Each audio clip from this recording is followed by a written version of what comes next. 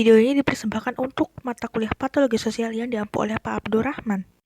Assalamualaikum warahmatullahi wabarakatuh. Salam sejahtera bagi kita semua. Kami dari kelompok diskusi mata kuliah patologi sosial dari Fakultas Keguruan Ilmu Pendidikan Universitas 11 Maret akan membawakan materi mengenai kekerasan dalam rumah tangga. Sebelumnya, perkenalkan anggota kelompok dari kami. Yang pertama, saya sendiri, Alif Adi Saputra, dengan NIM K8419007.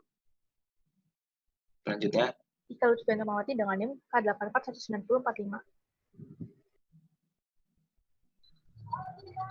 Saya Rizkananda Putri dengan NIM K8419073. Oke, untuk memulai pembelajaran dan diskusi ini, alangkah baiknya kita berdoa menurut agama dan kepercayaan masing-masing agar diberi kelancaran dan diberi pemahaman yang maksimal. Berdoa dipersilakan.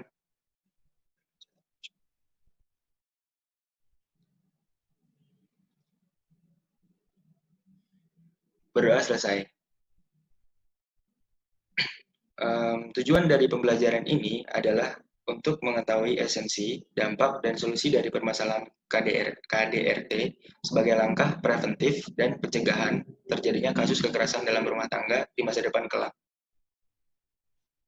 Mungkin langsung saja kita masuk ke dalam materi, kekerasan dalam rumah tangga atau domestic violence. Kekerasan dalam rumah tangga merupakan tindakan kekerasan yang dilakukan dalam lingkup hubungan personal atau hubungan keluarga.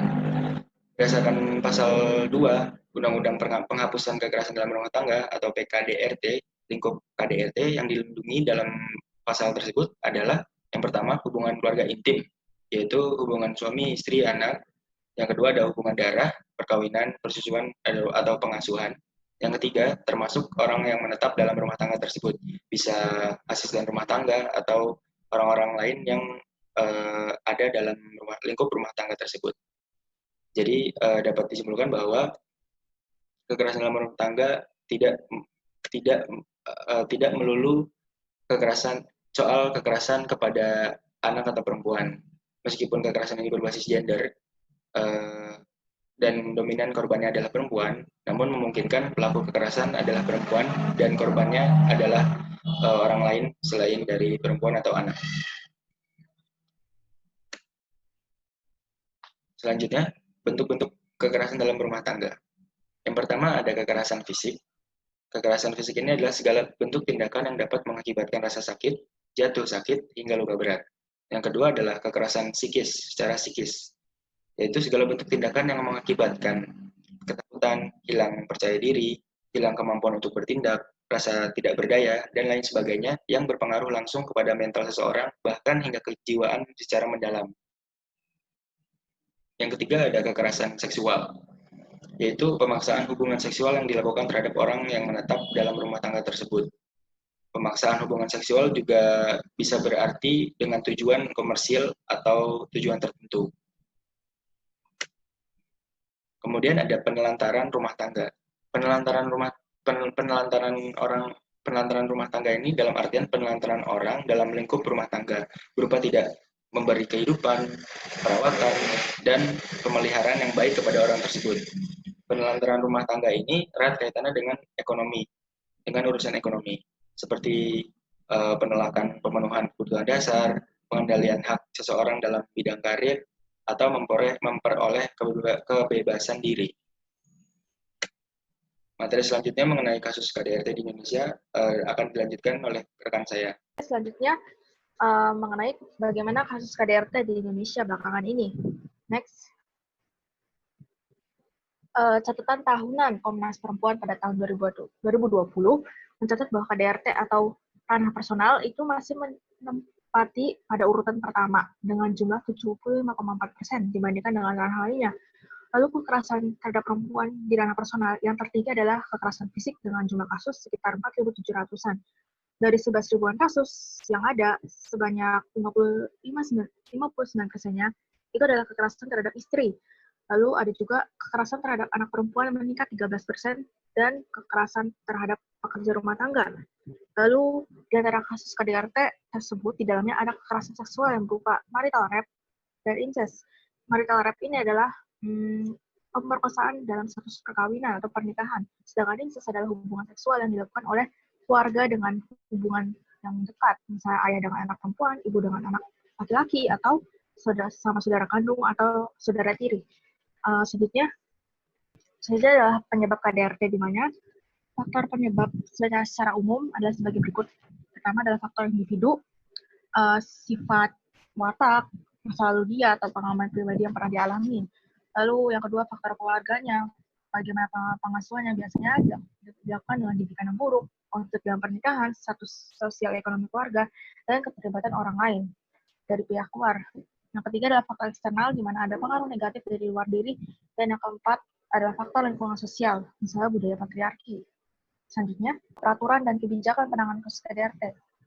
Selanjutnya, UU nomor 23 tahun 2004 ini mengatur tentang penghapusan kekerasan dalam rumah tangga dalam pencegahan dan penanganan korban kekerasan.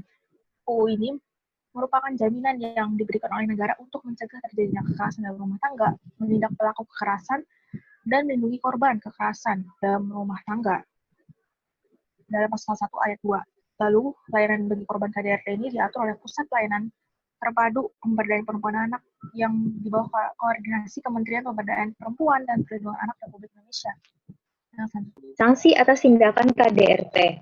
Jadi, seperti yang telah disinggung sebelumnya, di mana di dalam Undang-Undang Nomor 23 Tahun 2004, pada pasal 44 sampai 53, di situ dijelaskan mengenai sanksi-sanksi yang akan diberikan atas tindakan KDRT yang telah dikategorikan dalam 3 kategori. Yang pertama, sanksi yang meliputi kekerasan fisik yang tergolong berat yang menyebabkan seseorang jatuh sakit atau luka berat, di mana hal tersebut akan dikenai sanksi pidana maksimal 10 tahun.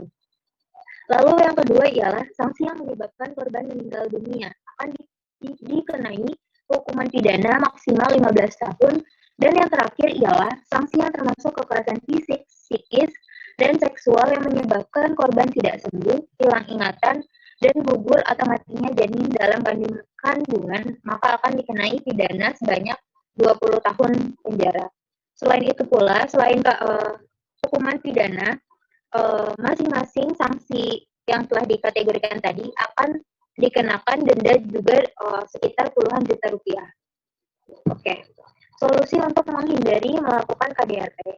Jadi, dari pemaparan materi yang telah disampaikan sebelumnya, dapat disimpulkan bahwasanya permasalahan KDRT ini merupakan permasalahan personal atau permasalahan pribadi, yang mana solusi yang tepat untuk menyelesaikan masalah ini pada dasarnya berasal dari internal individu yang terlibat tersebut. Adapun solusi yang berasal dari internal yang sekiranya mampu untuk menghindari diri dari melakukan tindakan KDRT tersebut, yang pertama ialah kedewasaan dan kematangan dalam berpikir dan bertindak. Yang kedua ialah adanya pola komunikasi yang baik dan perilaku yang baik antar pasangan. Yang ketiga, kedewasaan dan kemampuan dalam mengendalikan emosi. Yang keempat, mengedukasi diri atau mencari ilmu serta wawasan mengenai dunia rumah tanggaan. Yang kelima ialah memastikan diri bahwa individu tersebut sudah benar-benar siap untuk berumah tangga. Lalu selanjutnya ialah kemampuan memecah masalah dan mencari solusi. Serta yang ketujuh, menyibukkan diri dengan hal-hal positif dan menjauhi segala bentuk kekerasan serta hal negatif yang dapat mempengaruhi diri. Lalu yang terakhir ialah mempersiapkan persiapan finansial atau ekonomi dengan matang. Karena pada dasarnya banyak kasus-kasus kekerasan rumah tangga yang diawali karena permasalahan ekonomi yang kurang, sehingga dengan adanya permasalahan ekonomi tersebut menjadi pemicu konflik yang akhirnya berujung pada tindakan kekerasan yang terjadi di dalam rumah tangga. Oke. Sekian penyampaian telah disampaikan oleh kelompok kami. Adapun dari pemaparan tersebut dapat disimpulkan bahwasanya masalah KDRT ini bukanlah masalah sepele dan dampaknya cukup signifikan bagi korban. Mulai dari berdampak pada kekerasan fisik yang dialami korban, berpengaruh pada psikis korban yang terguncang, serta kasus ini apabila dibiarkan terus-menerus akan memunculkan bibit-bibit individu yang nantinya akan melakukan tindakan kekerasan di dalam rumah tangganya di masa depan. Oke, selanjutnya evaluasi yang bisa kita ambil dari belajaran materi KDRT. Pertama, masih banyak hal yang harus dilakukan oleh semua pihak mengenai kasus KDRT yang terus meningkat di Indonesia. Mulai dari individu untuk menyadari betapa pentingnya pendidikan dan hak asasi manusia, dan sadar bahwa KDRT itu bukan urusan pribadi, tapi sudah masuk kasus hukum. Banyak individu, terutama perempuan, tidak menanggapi KDRT itu sesuatu yang akan jadi bom waktu untuk kehancuran mereka. Mereka umumnya bertahan karena mencintai pasangan mereka atau karena mengikut ajaran agama yang menganggap cerai itu berdosa.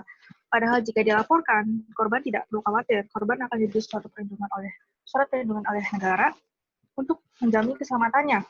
Negara juga menyediakan tempat penampungan khusus bagi korban untuk merehabilitasi kondisinya yang dibawahi oleh Komnas Perempuan dan Anak. Oke, dari hasil diskusi tadi dan pemaparan materi tadi, maka dapat kita tarik bahwa pengalaman yang dapat kita dapat dan hal tersebut merupakan hal yang sangat menarik bagi kita sebagai remaja untuk kita pahami dan kita dalami untuk kepentingan masa depan kita yang lebih baik, terutama dalam dunia perumah tanggaan. Karena pada dasarnya hal ini adalah hal yang harus dipersiapkan dan diketahui sedini mungkin sebagai perencanaan masa depan yang lebih baik. Karena seperti yang sudah dijelaskan tadi, sangat krusialnya masalah-masalah yang disebabkan dari kekerasan dalam rumah tangga. Mungkin cukup diskusi dan pemaparan materi kita pada hari ini, pada kesempatan kali ini.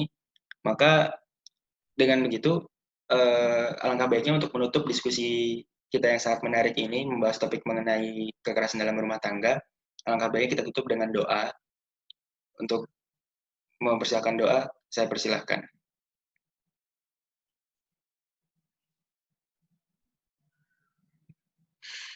Berdoa selesai. Terima kasih kepada rekan-rekan yang sudah memaparkan materi dan melakukan diskusi dan dengan ilmu yang sangat menarik. Dengan ini saya tutup. Wassalamualaikum warahmatullahi wabarakatuh. Terima kasih sudah menyimak, dan sampai jumpa di lain waktu.